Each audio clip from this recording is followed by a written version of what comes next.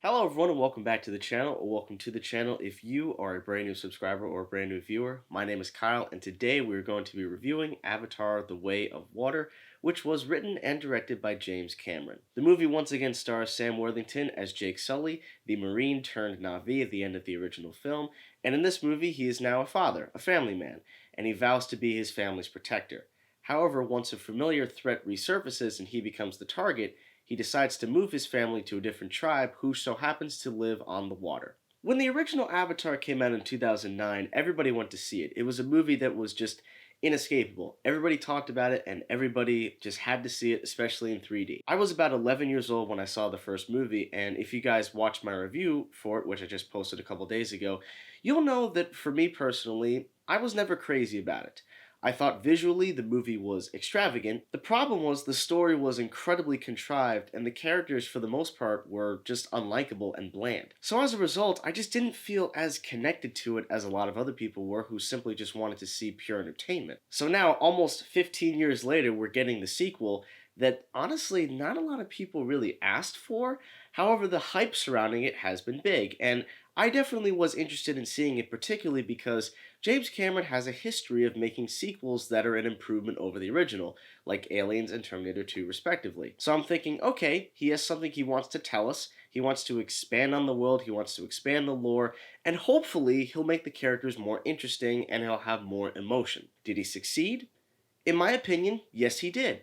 I personally think The Way of Water is a big improvement over the original. It's not perfect, but it definitely is a big improvement. I did decide to see this movie in 3D. It's the first time in 12 years. The last movie I saw in 3D was Tron Legacy, and they had this caption that said, this movie was filmed in 2D and there were some sequences that were converted to 3D, which basically told me that it was going to be an unfinished product, so I said nope to 3D. However, I know that James Cameron is one of the most powerful and prolific filmmakers living, and for sure he was going to make the 3D experience like he did for the first movie. And right off the bat, I have to be very complimentary towards the 3D release. I really enjoyed watching it in 3D.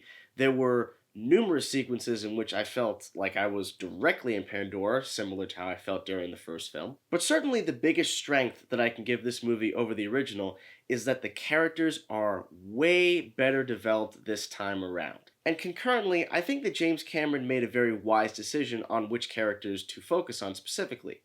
In the case of Jake Sully from the original, I thought he was just a very bland and emotionless character, and I just was never crazy about Sam Worthington to begin with. His decision to focus on the younger characters was certainly, in my opinion, the right decision for this movie because they are terrific young actors. Now, considering that aside from their performances, they have the greatest motion capture team known to man, their performances in general is what I'm talking about, their acting ability.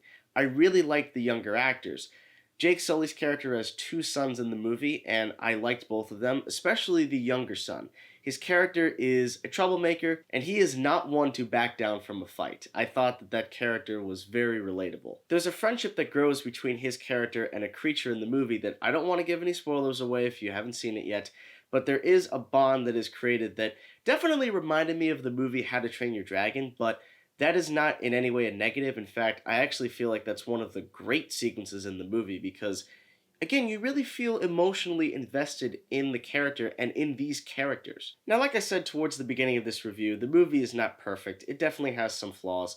Similar to the first movie, it is definitely a bit overlong. This movie is a little bit over 3 hours, and for me personally, it did not need to be that long. I think there are certain sequences that could have been trimmed, and while I had a much better investment in the characters, the same cannot be said for that story. It feels not as generic as the first movie, but there are so many familiar movies that I have seen, and I'm sure that you've seen, that when you go watch this movie, you'll think, you know what? I've seen this sequence from this movie, or I've seen that sequence from that movie. Without giving too much away, there is a twist that happens towards the beginning of the film. And when it was revealed, my first reaction to it was, that is so unbelievably dumb. Like, that is just ridiculously stupid. How am I supposed to buy into this? And the more they explained it, I still kind of felt that same way, but as the movie kept going, I started to think less and less about it, and it became a little bit more naturalistic. I still have a boatload of questions to ask about how they were able to do a particular thing that they did. I also felt like the character of Neytiri, played by Zoe Saldana, was very underutilized in this movie. She's almost reduced to a glorified extra. She does not have a lot to say throughout the movie. She definitely has her moment to shine, and believe me, you're going to enjoy it when you see it. Now, in typical James Cameron fashion, the action sequences are phenomenal, and the 3D definitely made some sequences great. There's particularly one sequence involving a character's arm. Just wait for it, it's going to be a really awesome moment. But the great thing about a James Cameron action sequence is that he knows how to elevate and escalate. Especially towards the end of the movie, he will take a sequence that feels really good and make it great, and then make it just excellent where you're just on the edge of your seat. It's just, for me, at the end of the day, I just wish that the story could have been more engaging and more intriguing, because it is very contrived and very familiar, similar to the first movie. But what I like more here is that I did become attached to the characters. I felt their plight, I felt their situation. When there was danger that came about, I was concerned for their safety.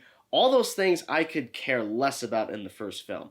So James Cameron definitely was able to expand on the characters, but I just wish that the story could feel more original, and I wish that I could feel more connected to the world.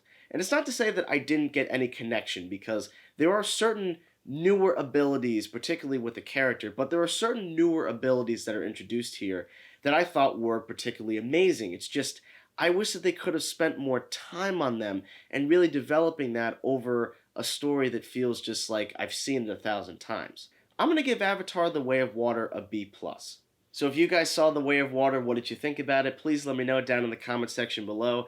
And for all of you who stay tuned through my James Cameron series, I really thank you. I'm definitely going to leave a link above and at the end of this video. But I really appreciate it, guys, and thanks for watching this review. In the meantime, do not forget to subscribe to this channel and give this video a like. All the links to my social media pages can be found in that description box below, as well as my business website, kjgpictures.com. The link is also in the description box below. I'll have a couple more reviews coming out this week to prepare for the holidays, and I'll have a couple more between Christmas and New Year's, including one video essay that I am very, very excited to share. I'm going to be recording it tomorrow and editing it.